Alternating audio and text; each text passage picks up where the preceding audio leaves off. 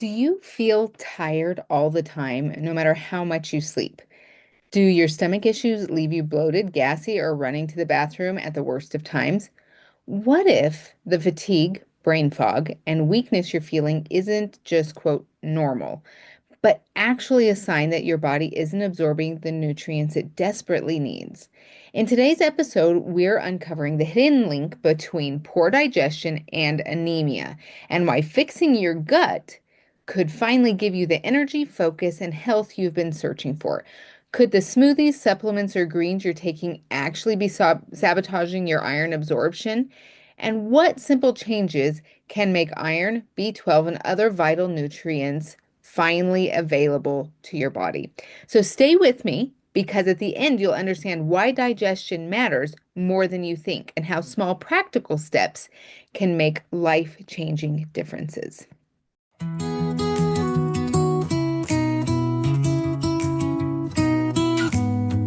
Gallbladder gone. Now what? Let's heal from the inside out.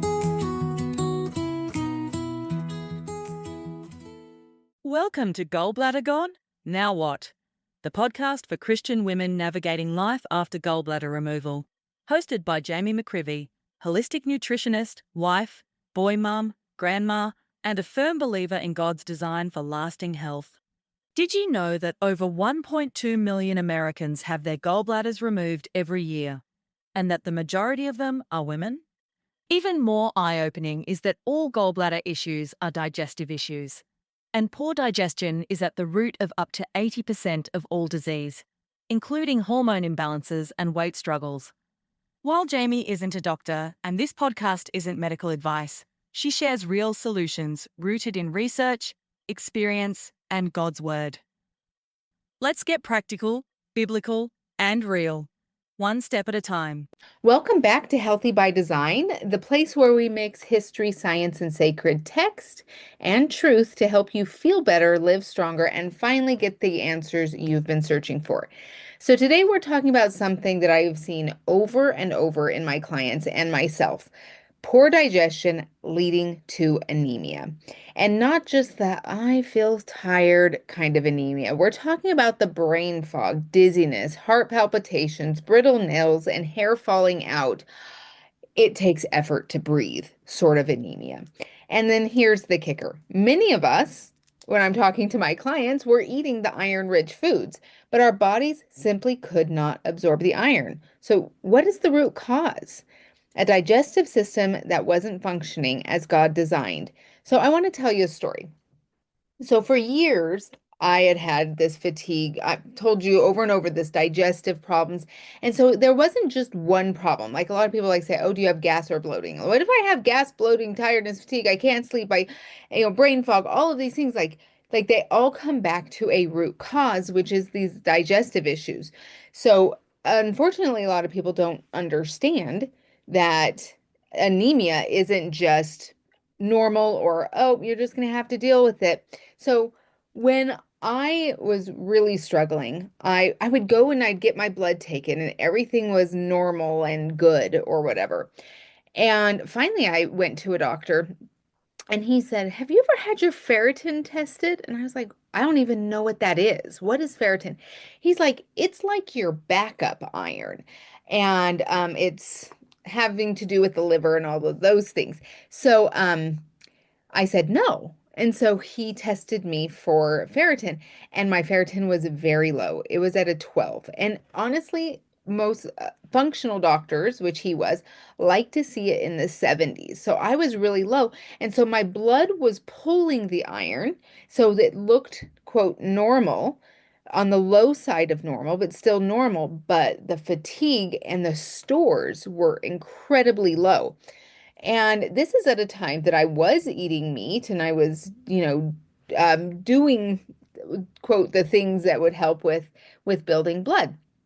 And so I joined Facebook groups and I started to do a group where they had high amounts of iron supplementation. Like you took high amounts and there was this protocol and I was on this protocol and I was taking copious amounts and my iron still was not coming up. And I was like, what is going on here? So the more and more I dug, the more I realized this is a digestion and absorption issue. It's not a getting issue.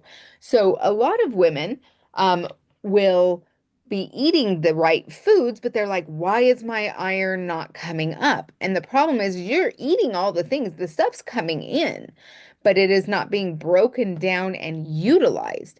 And so that's what we're wanting to talk about today is how fixing your digestion, or in my case, fixing my digestion and helping clients fix theirs, their iron automatically starts to soar. And in fact, as I'm mostly whole food plant-based, and when I say that, people hear vegan. I am not vegan, but I have most of my diet is fruits, vegetables, nuts, seeds, legumes, those type of things. And I have higher iron now than I ever did on a meat-rich diet.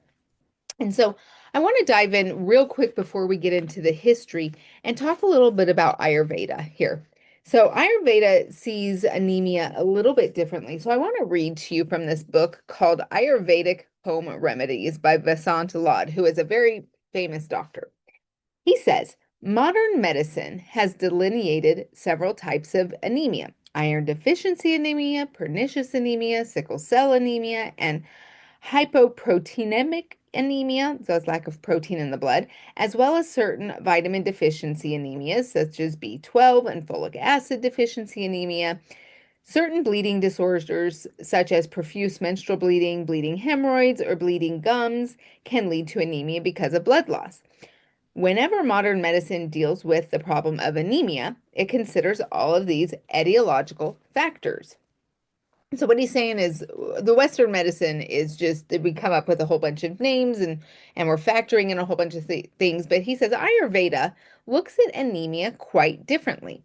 Ayurvedic classification of anemia falls under three basic doshic conditions: Vata, Pitta, and Kapha type. It doesn't matter whether a person has iron deficiency or folic acid deficiency. What is important is how the anemia is expressing itself through a particular individual.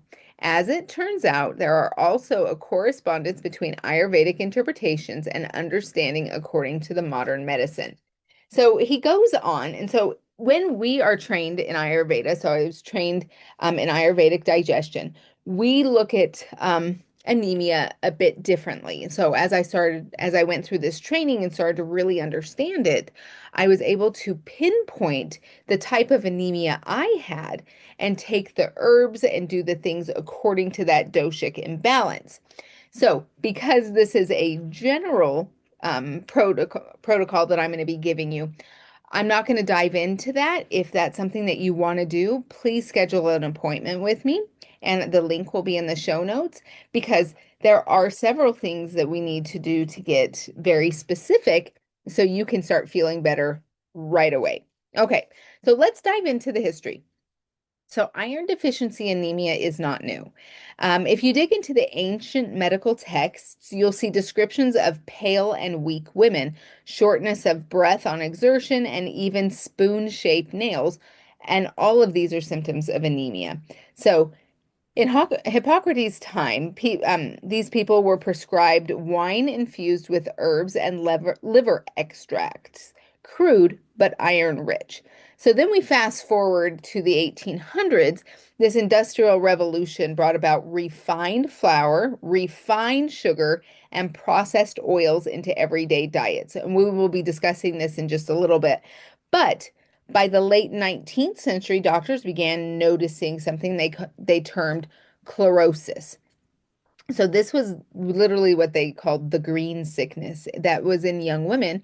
And it turns out that it wasn't just a lack of iron in the diet, but a damaged digestive system that was unable to process these nutrients. So even our great grandparents knew that if the gut is off, the whole body suffers. So here's just a few facts about anemia. So there is a global prevalence. It is happening everywhere. It is about 1.62 billion with a B people worldwide are affected by anemia, and roughly 24.8%, so 25% of the population, right? This is not new here. The second one, women are the most affected. So around 29% of all non-pregnant women and 38% of pregnant women suffer from anemia globally, largely due to iron deficiency. This third one is that children are at risk. 42% of children under 5 worldwide are anemic, which can lead to growth issues, immunity issues, cognitive development. So we want to make sure that children are getting the iron they need as well. And anemia affects over 3 million Americans and is the most common blood disorder in the US, impacting more than 3 million individuals, which is 25 per, most of those are women. So, iron deficiency is alarmingly prevalent and it happens in 1 to 3 adults. And this is what causes fatigue, weakness, impaired immune function. So this is absolutely something that needs to be addressed. And we address it through the digestive system. So we know this is a gallbladder, no gallbladder, or a digestive podcast, and that's why you're here. So if you've had your gallbladder out, you already know you have digestive issues.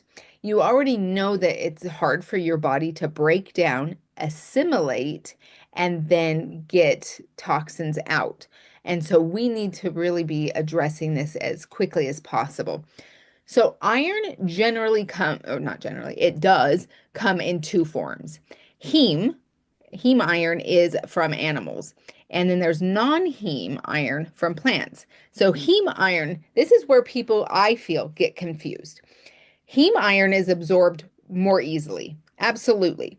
But that's only if you can digest it and assimilate it, which most people can't.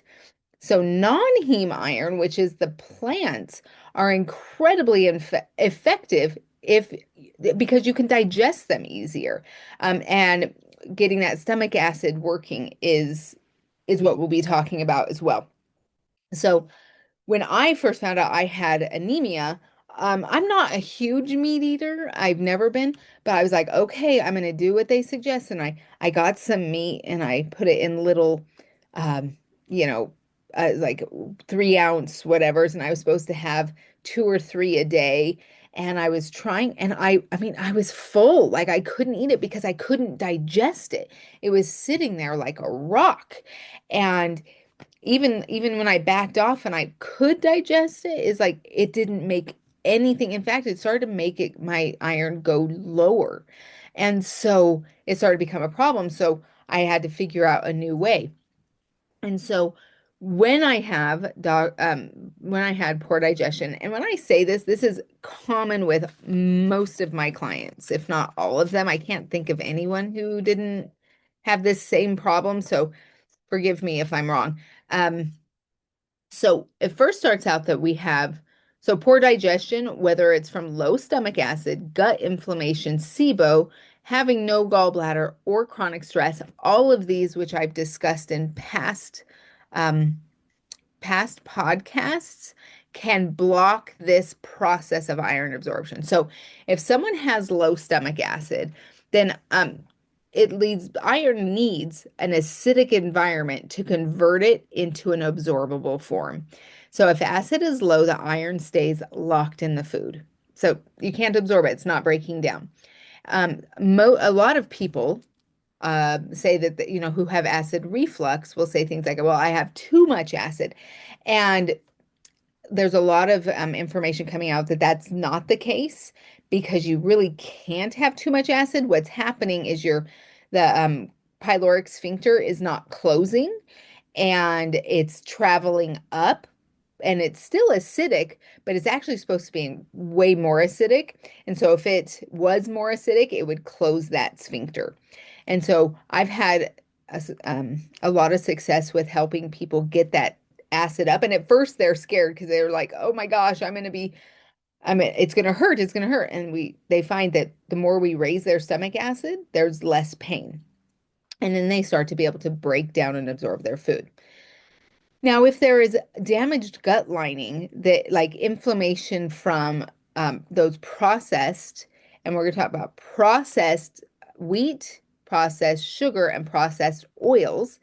Now, wheat is, I feel, is an amazing food source, and Dr. Deweyard has a whole book on this about if you can't digest wheat, and this is the good wheat, right, without the glyphosate and it's organic. If you can't digest it, that's the canary in the coal mine. Like that's a digestive issue because less than 1% of people have celiac disease. It's like 0.8% of the population. So anyone else, it's a digestive issue. And I've actually had students come to me who said they were celiac, and I asked, "Did you get the testing?" And they said, "No, my doctor just said." I said, "Okay, well, let's try this." And we gave them fresh milled whole wheat flour, none of the white stuff, and we milled it ourselves so it was fresh. It hadn't gone rancid. It only takes about 24 hours for it to go rancid. And I still get see these women and they're like making bread every day or every week and absolutely enjoying it because it's not processed. They did it themselves. The same thing with sugar. There's the acidic white sugar that will cause inflammation and damage the gut lining.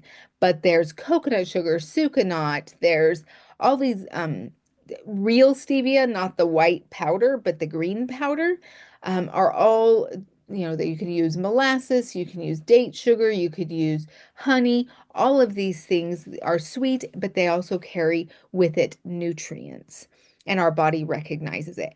So back to the damaged gut lining, it really only takes 5 days to repair the gut lining, which is fantastic. So people start feeling better right away when we get those things out of the diet. All right. Then there's the gut dysbiosis. So this is when the bad bacteria can steal your iron before you've even had a chance. So go back to I did a podcast about SIBO, H. pylori, and E. coli infections, and mine was absolutely being eaten up. I had low stomach acid that caused dysbiosis, and that dysbiosis I could not break down. I could not absorb this iron. And that would lead to the next one, which is chronic inflammation. So my liver was actually hiding it. And because of the inflammation, it said, hold on, we're in crisis mode. So that ferritin that's in the liver is supposed to release it and say, hey, here we have some extra iron. And instead it holds on and says, whoop, nope, I'm gonna wait for it and wait till I'm safe.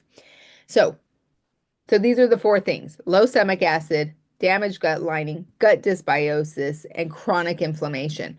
But the good news is, this means that you can turn it around, and not just by taking more iron or getting iron infusions or getting iron shots. In fact, I did iron shots and I got them in my hips. And this is years later. I still have iron patches. They look like big bruises on my hips. They're starting to fade, but it's taken years. So some people have that too. Like, I'm so glad I didn't get it in my arms because I would look like I've been beaten. So the we're not going to solve this problem by just throwing more iron at it. So I do have a podcast number 17, which is the reason digestive herbs don't work, or do they? And it's how to use herbs to heal these specific uh, problems that we're having. So as we go into the sacred texts, the Bible often speaks of nourishment, digestion, and strength. So in Psalms 23, he talks about, restoring us, and God uses imagery of green pastures and health and healing because God's plants heal our body. And in Jeremiah 30, he talks about restoring health to us, and that the Lord declares that he will heal our wounds, which means restoration is possible. You can be healed. I no longer have anemia, and I had it for probably since I was a teenager. Um, and then we want to make sure that we remember that healing is not just physical, it is a spiritual thing as well. So I did a podcast number 21 about, I believe it was 21, about healing, like learning to trust and making sure that we understand that we need to calm and not have anxiety and have trust in the Lord, because in Matthew 4, it says, man shall not live by bread alone, but by every word that comes from the mouth of God. So we need good food, but we also need good relationship with the Lord. We need faith, we need trust, we need rest, all of those things. So what do we do? So now we know why this is happening. We know that there's a problem. So what do we do? So one of the things that I did, and it was kind of a faith step, was there's a doctor, her name is Dr. Brooke Goldner, and she actually shines in the approach of getting rid of lupus and autoimmune diseases. But she uses a high nutrient smoothie that floods the body with plant compounds that reduce inflammation, repair the gut lining, and make iron more available. And so I was like, okay, I'm willing to try this. And so why this works is because we have her smoothie, and I will have her recipe. Well, it's a modified recipe for those with more digestive issues. That will be in my show notes, and it'll be the links where the PDFs and everything are, and then you'll be able to join my page, my email list, where I can add you, and you'll know when things are coming up and what's been just released. So the first thing is we add a lot of leafy greens to the smoothie. So I've watched some people make their smoothies and they're like, maybe put a cup in there, or it's like sprinkled. It's almost like a garnish. Well, in this particular smoothie, it's 75% of the smoothie. And these are going to be the iron-rich, non-heme iron sources. So spinach, kale, Swiss chard. I even love, I sprout sunflower seed sprouts, and I use those in there, like lots of greens. And then I add some fruit, and you'll see that in the recipe. But the key thing here is adding a lime or a lemon to the greens, and that helps boosts the vitamin C, which converts the plant-based iron into a form the gut can absorb. So even if you're eating um, sauteed or cooked greens, always, always, always add lemon or a little bit of lime. So then with this recipe, we blend, blend, blend, blend, blend, and we put flax in it and chia that helps with the vitamin E and cellular repair, all of these things, and we blend it and really put it in our mouth and swish it around so our saliva gets in there. And I like to start low and slow. Dr. Goldner starts heavy. Like, she wants you to have 2 huge carafes every day.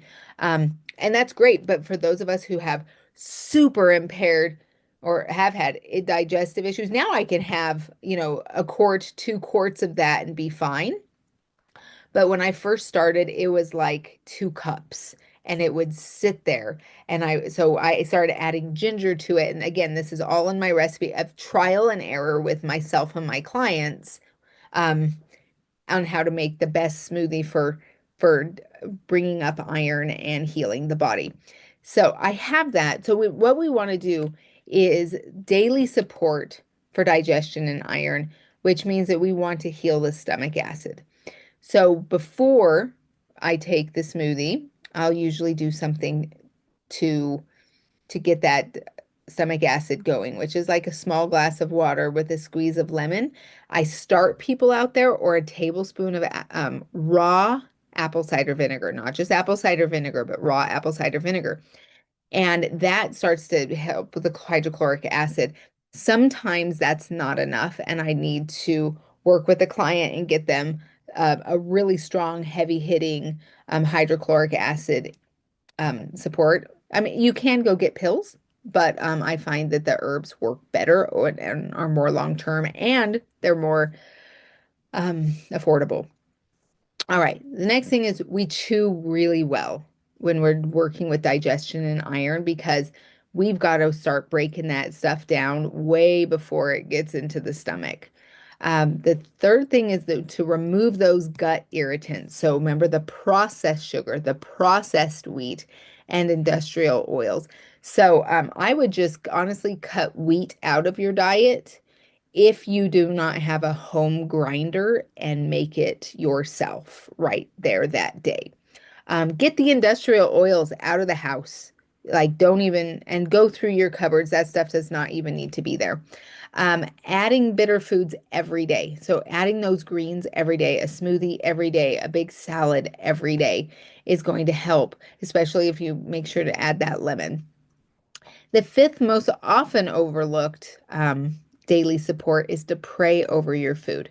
We're going to stop, we're going to breathe, get that parasympathetic nervous system intact so we can rest and digest, pray over our food, be grateful for it, and invite God to bless it for strength and healing.